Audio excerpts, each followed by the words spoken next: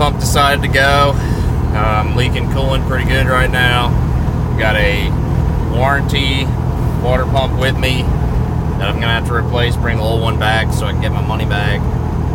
And yeah, I'll keep you posted on what I'm doing. I'm gonna put gasket sealer on this one. Was never a big fan of doing that, but these water pumps are just not lasting without it, so sit tight.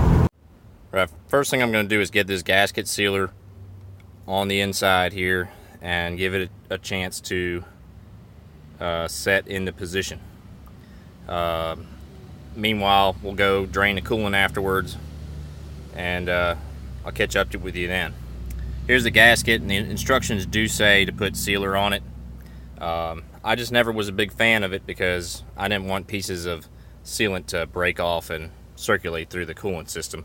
But it seems like that's what I'm going to have to do to get these water pumps to last.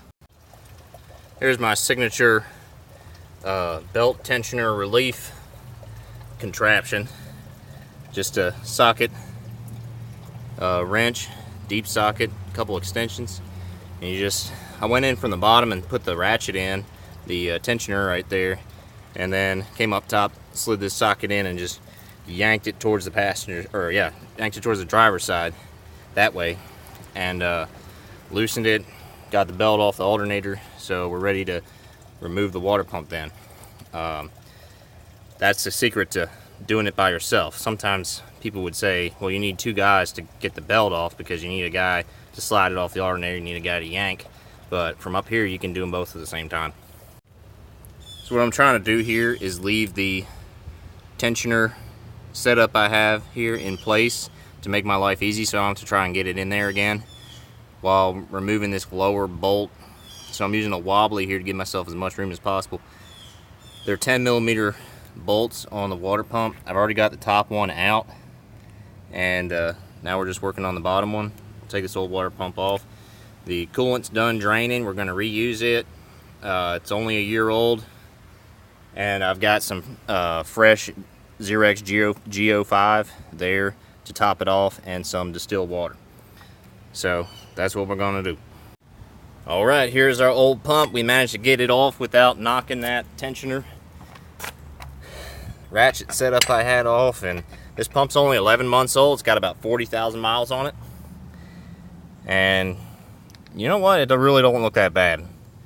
Like, the gasket leaks somewhere on here. Seems to be probably right there.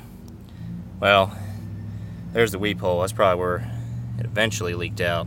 Probably came around, went out. It's really not that bad looking. I mean, it's a little bit rusty, but it's cast iron, and it weighs like almost probably 10 pounds, which is ridiculous, but it really doesn't look too bad cosmetically.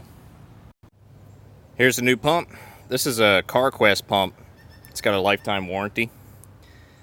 There's your weep hole. You want to make sure that the pump goes in this way so that that's on the bottom. And the gasket has set. A little bit messier than I would have liked, but it should be okay. I'm going to take a paper towel and clean around the opening here and just make sure that any debris and such that's right where the gasket and everything would be is removed. Alright, y'all, new pump is on, we're driving. Everything seems good, no leaks. Double check when we get back, but